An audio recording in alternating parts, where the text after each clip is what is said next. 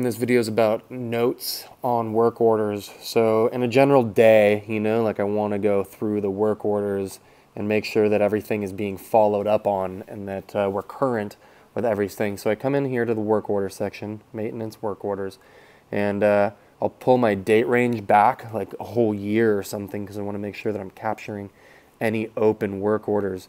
Now I'll click the search function here.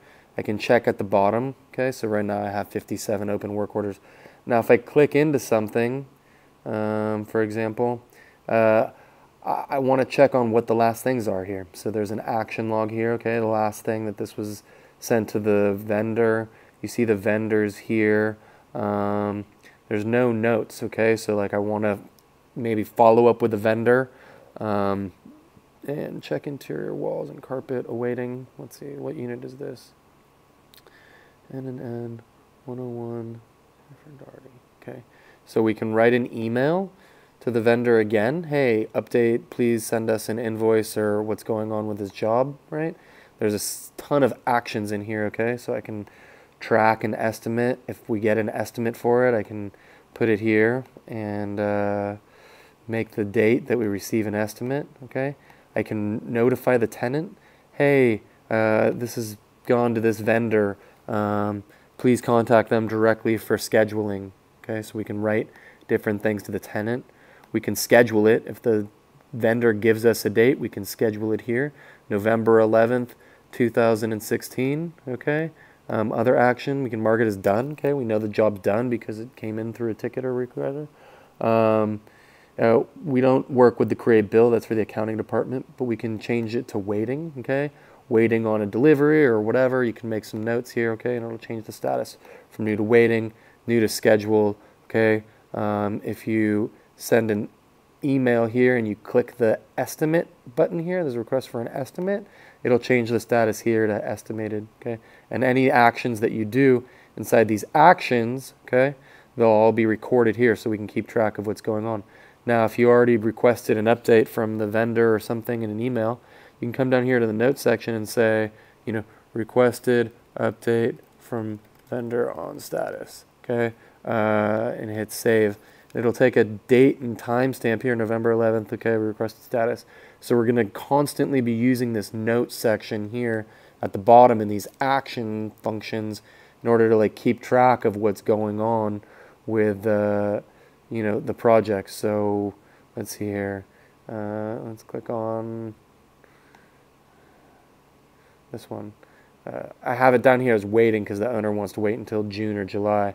I have a follow-up boomerang thing inside of my Gmail to get in touch with her, so we can be like, add note, vendor wants to wait until June to do project, okay, note, and we can just come down here and keep these notes going, okay, and we can write notes about what needs to happen or what already has happened, and then we can always like keep track of things here. You're waiting on, all right? So I did an action here before and I wrote waiting.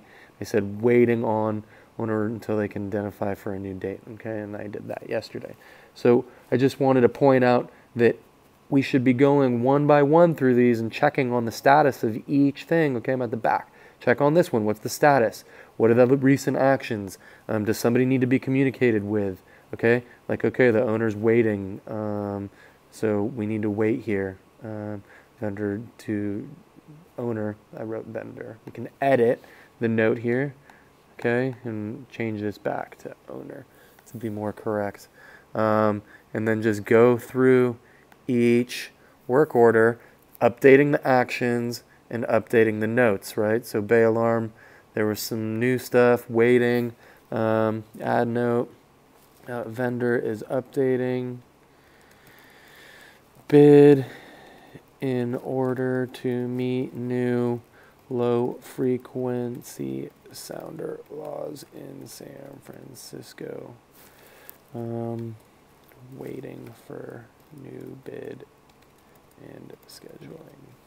Okay, so I'll save this added note. Okay, and then just keep going through the property, right? And like as we're working with vendors inside the email process and like do all this work, we can keep track of notes, and until the job gets done, that's it. And we should be, any of these things is status new, You know, we should be doing actions about getting an estimate, okay, or scheduling the job. Really, we should be contacting the vendors for scheduling, especially on these like smaller ones, and getting that scheduling date plugged into here. Waiting, waiting, waiting. Okay, let's get these all scheduled. So let's contact these vendors, call these guys, call N&N, call Pedro, call R&L, find out where they're at, you know, and get this information into the system so that we can keep pushing these work order tickets to get done. All right, so that's the whole notes and actions thing to update the status on these things. New, okay. This one was scheduled. They're going to be working on it, you know, in a couple days, okay. So I'm going to save that it's scheduled there. You can see now this work order 666-1, when I go back here after I've scheduled it, you can see is scheduled. So the status of all these is scheduled, right? So the vendors need to be contacted and made sure we know when they're going so that we can click on the dates and fill that stuff in for all these things, okay?